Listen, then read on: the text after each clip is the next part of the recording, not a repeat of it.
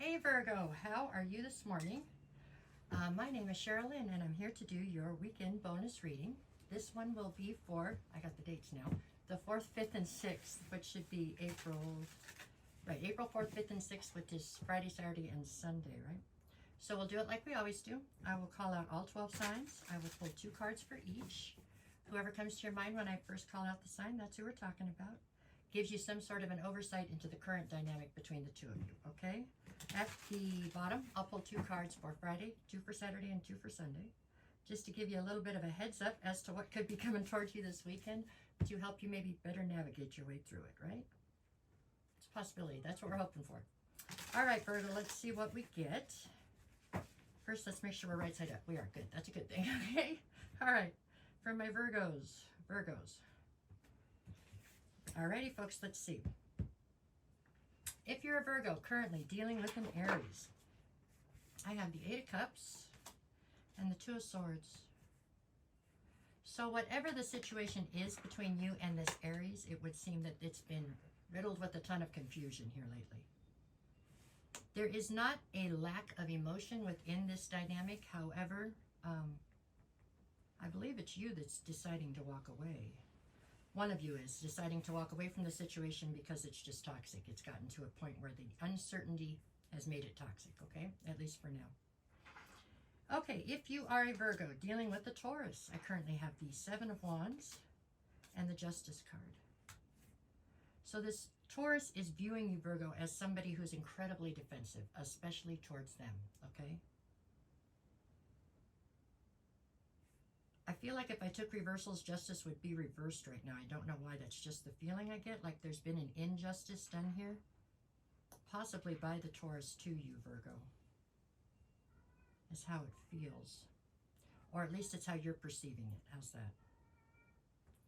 If you are a Virgo dealing with a Gemini, I have the Chariot. And then the 9 of Swords. So the Gemini is viewing you as somebody who's overthinking something. You're all up in your head, stressed out with anxiety.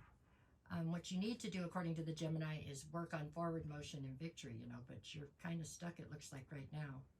Very much so in your head is how it seems. If you are a Virgo dealing with a Cancer, I have the 6 of Swords and the Queen of Cups. So the Cancer is viewing you in the Queen of Cups.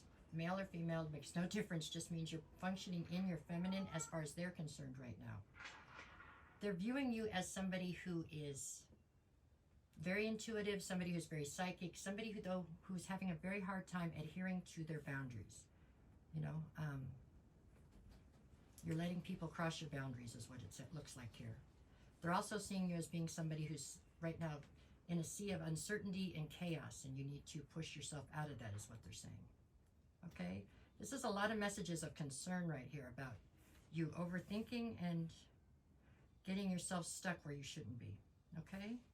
If you are a Virgo dealing with a Leo, I have the 8 of Pentacles and the Lovers. So this Leo is viewing you as somebody who is involved in a love situation that they feel you're totally invested in, but there's some kind of indecision or uncertainty swirling around this love connection. I don't know if it's founded.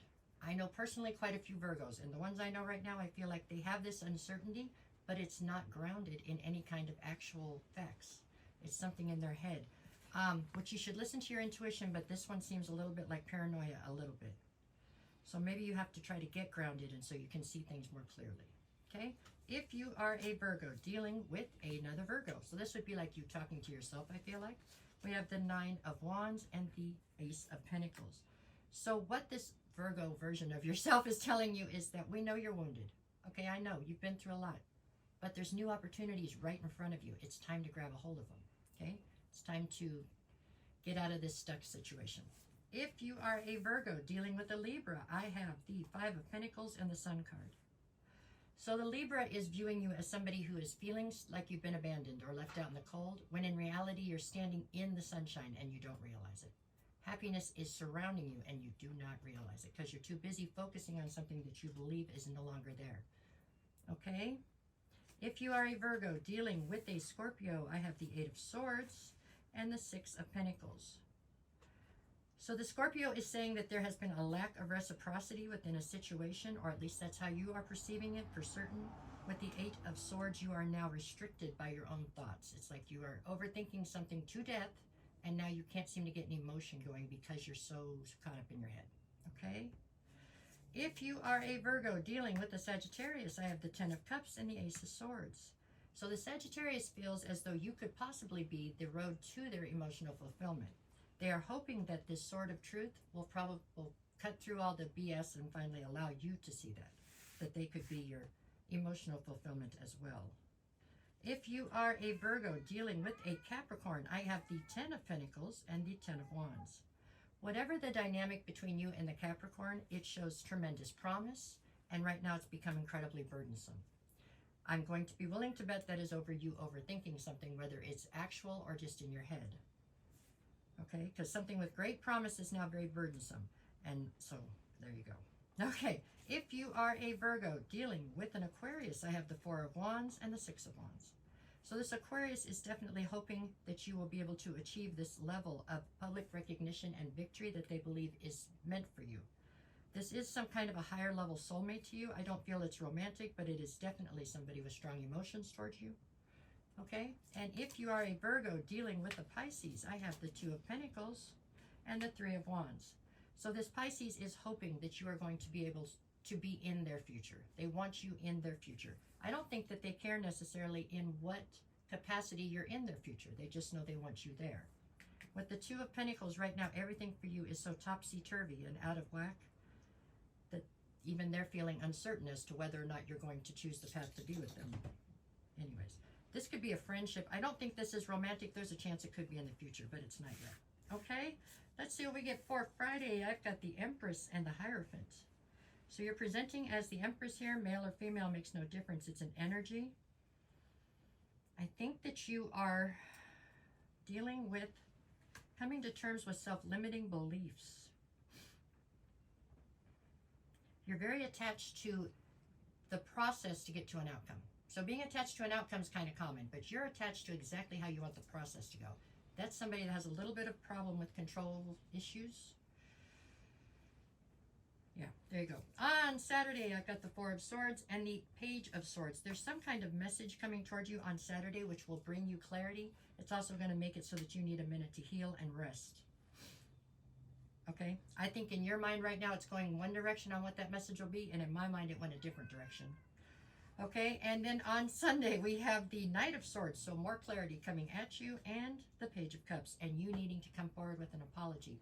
I believe you have misjudged a situation and acted on it, and so that now you are in a position where you have to apologize for your actions or what you've said.